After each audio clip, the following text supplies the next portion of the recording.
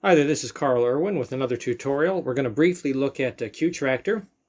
In the last tutorial, we looked at setting up an instrument inside of Qtractor using the SFIZ SFZ player and the Virtual Playing Orchestra's sample set. And we're going to go a little bit deeper and just look at some of these effects that we can place into our chain here. So I've got a string section. You'll hear this string section. It's just the accent strings, and you hear they're very dry kind of sound. And this is piping through to a section that is labeled as strings, and then that is going to another section called mixdown, and then that's going to the master. So what we're going to do is we're going to set some effects in the strings channel and in the mixdown channel. We're going to leave the master channel blank so that the master channel stays unaffected by any of our effects. We essentially want everything in our project to terminate at the mixdown channel, and then the master is free, really just for volume control. And we're going to deal with reverb right now, and particularly we're going to deal with the TAP Reverberator plugin and the limitations that it has in terms of graphic user interface inside of Carla. So let's get into it here. We're going to add a plugin over here in our strings section, and we're going to add a Carla rack. Again, I like to work out of the Carla rack because it is a little bit more stable to stack up your effects chain inside of a Carla rack session rather than adding effects directly to Qtractor's channels or to their buses, because I find that the more that Qtractor has to process, the more likely it is that you will suffer a crash. So if we encapsulate everything inside of a Carla session, things seem to be a little bit more stable at the expense of running an extra session for Carla.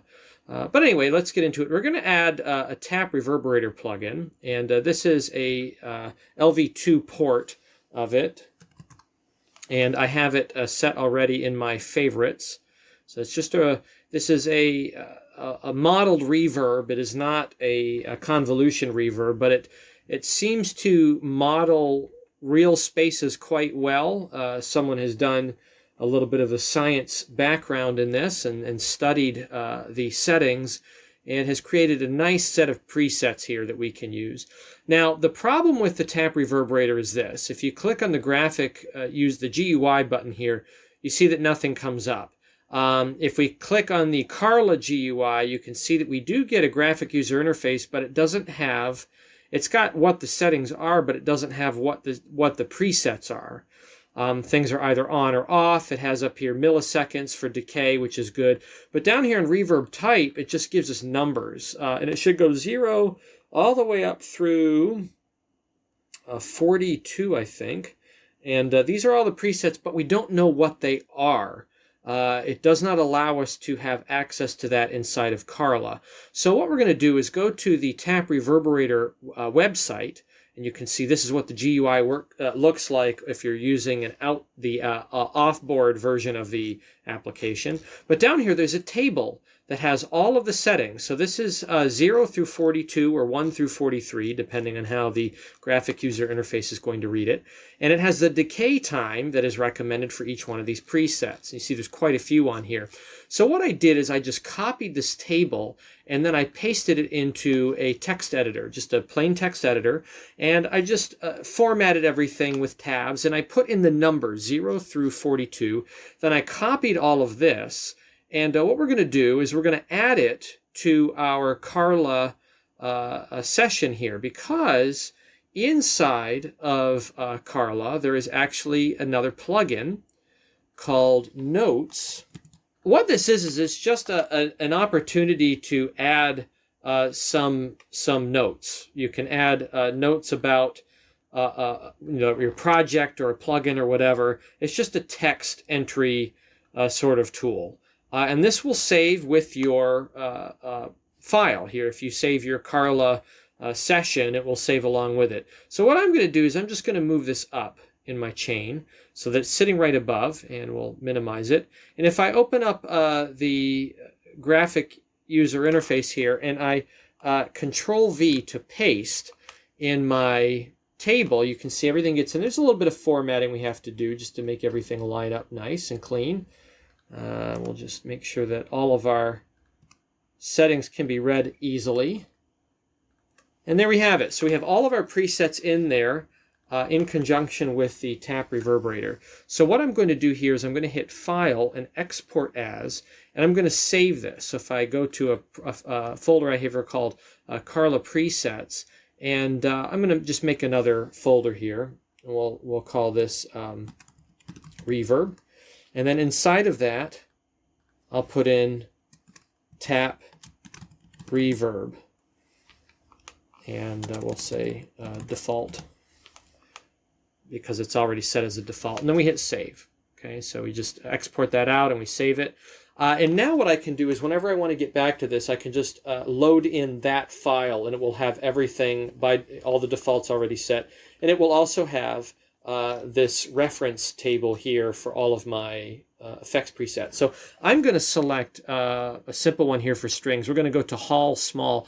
I like to set my strings kind of close to the microphone, so to speak. So I tend to take my front row and put them in a smaller room space, and then my middle row go to a larger one, and then the back row of my orchestra I set it into a larger. And this is if you're trying to model sort of the tree mic format, where you have microphones out in front. So we're going to set up number 13. If we come down here to the parameters, we can click on number 13. And we'll close that out. And also on my table, we want to check real quick and see what is the recommended fall off. It says the decay should be 2 seconds. So we'll go back here, and under that setting up here, it's by default it has 2.5 seconds. So we'll just take this down to 2 so it matches. We'll start with that, and then we'll probably tweak these settings just a little bit. So if we close out that session, and now if we enable that plugin, and again this can be saved, so you can have these presets saved aside so that you don't have to figure them out again. And you could save this preset as or this Carla session as, you know, strings or something like that, and you'd always be able to get back to it. If we play, we now have strings in a space. Now I find that this is a little overbearing, and it has a lot of kind of tinny artifacts to it. So one thing you want to do with reverb, especially if you're going to be layering reverb like we're going to be doing here, is you want to be really subtle with it. Try not to be extreme and go overboard. Don't feel like you have to bury your samples. Just go with the bare minimum to start with, and then you can always increase it from there. So let's go back to our settings real quick. And what I'm going to do is take my dry level down just a little bit, and I'm going to take my wet level down a little bit under that. So just kind of arbitrarily figure out where this sounds best. I might take my wet level down even a little bit more. So see how that sounds?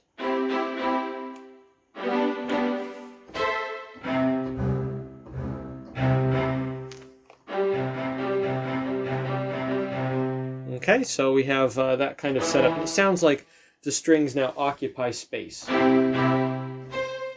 Now, what I do usually on my mix down is I add another Carla session. And then in this one, I add my sort of final mastering effects in sequence, and it usually starts with a reverb effect, but I use the TAP Reverb for my finish reverb. And I like to just kind of leave the default large room there, and if we need to change this a little bit, it's just a 1.5 second fall off. So now that we have that enabled, not only does it sound like the strings are in a room, but we also get that kind of finish reverb. It's a little too much, so we're going to go back to our TAP Reverb setting here, our spatial reverb, initial one, and we're going to take this down just a little bit more. So I'm going to pull back on the wet levels just a little bit more. We want this to be very subtle. Another trick you can do is maybe pull back down on the fall off, the decay, maybe pull back by a half a second there.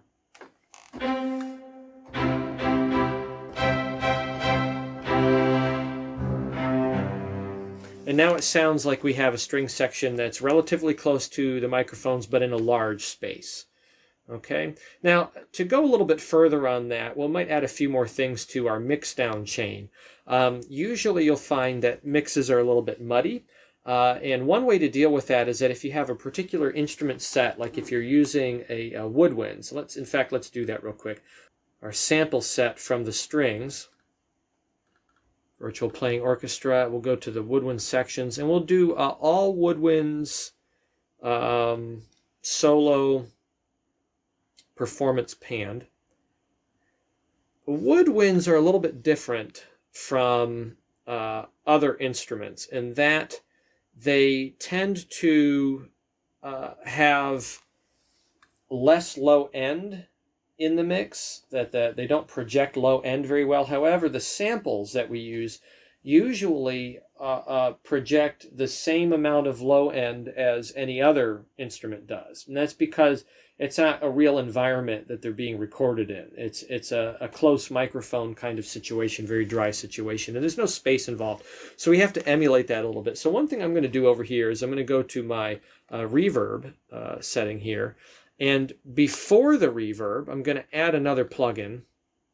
And this is just going to be an EQ, an equalizer. We'll go to my favorites here so I can find it. We'll do an 8-band EQ, and I'll move this up to the top.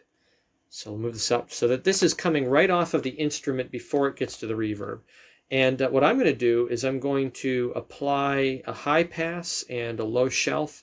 And I'm going to pull the high pass in quite a bit. And then I'm gonna bring the low shelf down and just kind of clamp this down a little bit. So I'll make a pretty extreme fall off here. And then what I'm going to do is I'm going to increase the high shelf just a little bit. We're going to increase the high frequencies that are coming off of those samples because that emulates the woodwinds a little bit better realistically in space compared to other instruments. And typically I just deal with the woodwinds separate in this way, and with the brass I don't do this with the strings. I leave them alone. You might do some other kinds of equalization with those. For example, if I'm doing a brass set, but I'm excluding the horns, I might put a little bit of a dip in the middle frequencies and pull those down. And then on the horns, I might pull down a little bit on the low end, just so that the horns kind of poke through that middle in conjunction with my other brass sounds on the low end and the high end. And they kind of have their own space and they sound uniquely separated from the rest. So you just have to think about equalization and the way instruments really come across in a mix. So now we've got these woodwinds in there, and I might change these settings a little bit. So I'll go back to my notes for my reverb, and instead of putting them in the front row, I'm going to put them a little bit back further. So we'll use preset 14. So if I come back down to my TAP reverberator, and I'm going to just bump this up to 14, and I might increase the wetness a little bit and pull back the dry, and I might take the decay back up to 2 seconds, like that, and we'll see what we get.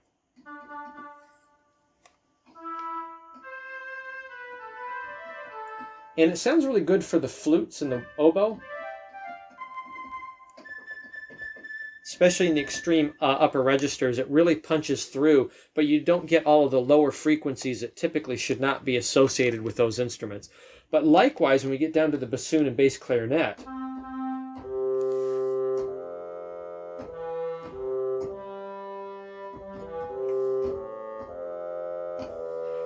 they sound a lot more realistic because we're not getting a bunch of extra frequencies that would be associated more with like the tuba, the baritone or trombone section, or the low strings, the cello and the basses. So we're trying to differentiate these samples as being uniquely, characteristically different from those other ones by using EQ to separate them out.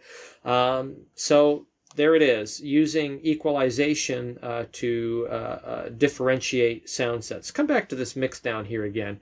Let's add a few extra effects here. We're going to add to this, we'll add a compressor. And I like to add the compressor, just a default setting compressor at the very top of the chain before we get to the reverb, because it just deals with the differentiation of sound signals coming in before we get to that finished reverb and just helps to balance them out a little bit. It may not be a very authentic use of compression. You might put that somewhere else in the chain, but I like to do it before I get to that reverb. It just kind of saves me a little bit of a headache in balancing out the sections a little bit before we put that finished reverb on. And then below this, I like to add to it another EQ. And I usually add a 12-band EQ, so it gives me a little bit of flexibility.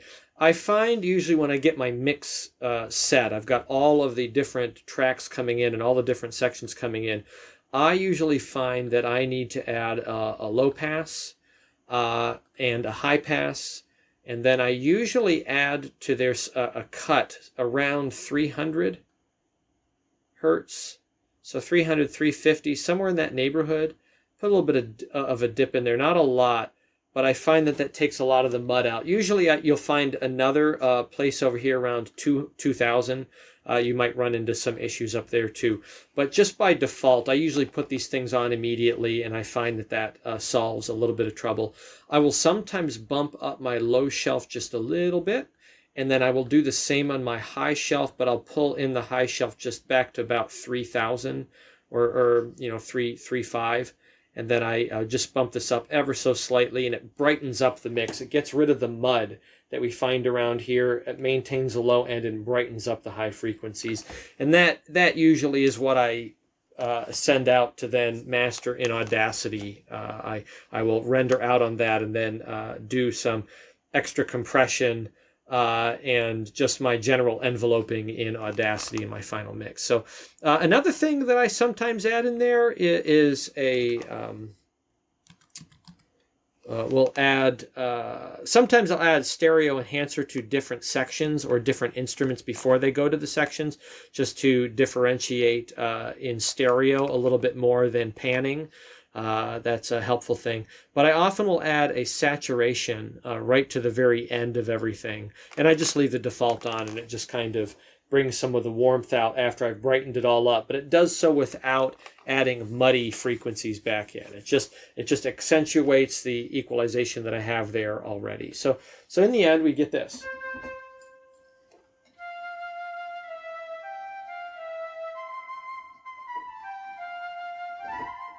And this, I think reasonably sounds like a flute in a real recording setting with legitimate kind of reverb from that space. And if we add another instrument in here, maybe. So we'll add let's just duplicate this track. And on this one, we'll put a different instrument. We'll add a brass section in here. We'll do all brass solo performance panned. These are kind of meat and potatoes sample sets because it's got all of them mixed together. And we want this one to go to a different bus. So let's do this. We'll create another bus, and we'll add the brass bus to this. And we'll create that. And we'll change this to woodwinds because that's what it really is. We'll close that out, and we'll change this back to woodwinds so things are accurate. And this will change to brass. And in my brass bus, I'm going to copy over my settings for my woodwinds. It'll just save me some settings there. And then for the outputs, I'm going to connect this to my mix down. So my brass will then go to my mix down, just like my woodwinds going there. And then over here, we'll right click and set this to go to the brass section instead of the woodwind. So now I've got a separate sound set coming over here to this bus. Now we need to dig into this and change our settings a little bit more. And if I recall, this was set to 14, which was kind of a mid-level. We want to go deeper into the space, so we'll bump this up to 15. And I'm going to increase the wet sound and decrease the dry. And I'm going to just make sure that this is at 2 seconds, which is the same as the woodwinds. But the other thing I'm going to do is I'm going to get rid of this. I want to get rid of that EQ. So we'll remove that. So we have different initial reverb settings that are a little bit thicker for the brass section than from the woodwinds. And now you can see if I use my mod wheel on this,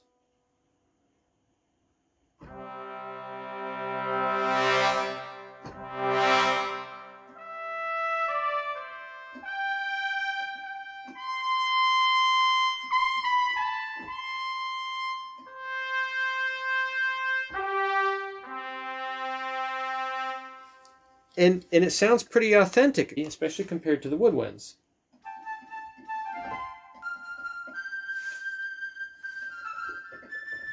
And that's because, yet at the same time, they sound like they're in the same space. And that's because we have different initial reverb that is mimicking placement within the room. So there you have it, a way to kind of set up your effects mix down here using buses that mix to a mix down, and then all that goes to the master. And the reason why, again, we want to keep this master separate is we might want to separate something from all of this. If I add a synthesizer that I don't want to come into these mix down settings here, I can send that to the master and then still have an open space without having effects affecting my mix down. So that's just what I wanted to show you. TAP Reverberator as a nice initial reverb without having a system resource heavy convolution reverb, and just, you know, putting a Carla Notes little plug-in here so that you have a reference to those tables, and then you can always come back to them and use that table as a reference guide. So there it is. Mixing orchestral samples in space using an initial reverb and then a finish reverb using the TAP Reverberator. So good luck with that and happy mixing.